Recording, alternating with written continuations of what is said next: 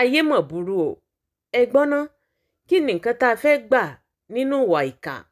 Kí ni nǹkan tá a fẹ́ gbà nínú ìwà ibi? Kí ni nǹkan tá a fẹ́ gbà nínú ká máa rokú sí ọmọlàkejì?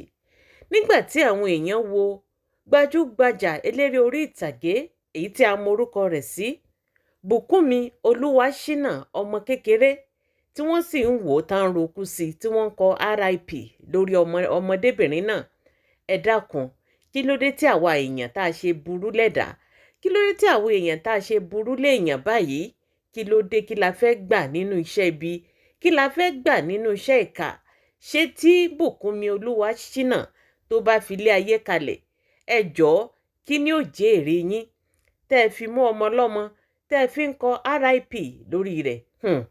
Lọ́wọ́lọ́wọ́ bá a ṣe ń sọ̀rọ̀ yìí o, àwọn àgbààgbà òṣèré wọ́n ti kóra wọn pọ̀, wọ́n ti fìbínú jáde o. Bàbá Alápinni àti àwọn èèyàn wọn yòókù wọ́n ti jáde tépétépé, tàṣẹtàṣẹ òní wọ́n ń rọ̀jò èpè lórí àwọn tí wọ́n ń rokú sí Bùkúnmi Olúwaṣínà. Wọ́n ti jáde o, kódà tàfọ̀ṣẹ ni wọ́n jáde tí wọ́n sì bẹ̀rẹ̀ sí ní rọ òjò èpè lórí àwọn tí wọ́n bẹ̀rẹ̀ sí ní kọ RIP lórí Bùkúnmi Olúwaṣínà.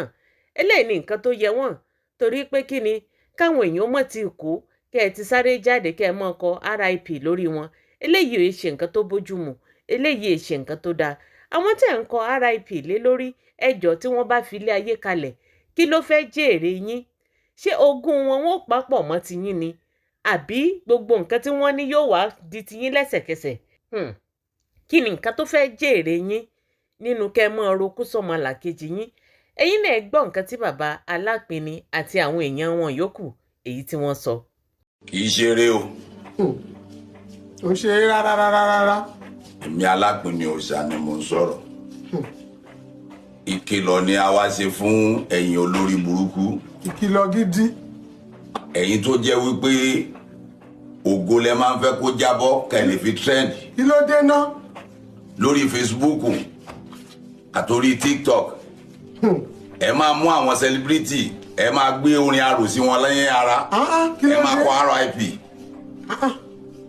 Ṣé kò sí ògo nínú ilé tiyín ni? Wọ́n fẹ́ kọ́mọ ológo nílé wọn kú ni lẹ́sẹ̀ èrò kúrò ní tíátà. Gbogbo ẹni tó bá tún ti gbé wa jáde tó post RIP sí ẹnì kankan nínú àwa òṣèré, ìbá jẹ́ olórin tọ́lọ́ ní kó ṣì wà láyé tó tún ro kúrò wá, ò ní dàgbà, ò ní dògbò. Àṣẹ.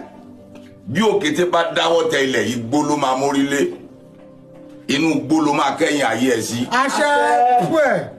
Gbogbo ẹ̀yin tẹ́ ń post RIP lórí gbogbo àwọn òṣèré wa àtàwọn ọmọ wa àtàwọn àgbààgbà abẹ tẹ́ ń ro kúrò wá, ikú wa dikú yín. Àṣẹ. Àrùn wa dàrún yín. Àṣẹ. Torí ikú wa dikú ọ̀tá. Yes. Àrùn wa dàrún òdì. Àṣẹ. Kékeré ẹlẹ́yẹ lọ́nfẹ̀mí wọn poṣó ìbẹ̀ǹbẹ̀ yẹríyẹrí kì í jẹ́ kọ́mọdé roko òdì àgbọn. Ẹ ní rójú ráyè lólé ayé yín. Àṣẹ. Ó máa rí bẹ́ẹ̀, ó máa ṣe bẹ́ẹ̀. Àṣẹ. Òun gbọ́. Àṣẹ. Àwọn alálẹ̀ ti gbà á. Àṣẹ. Àjàgùnmàlẹ̀ ti fàṣẹ sí.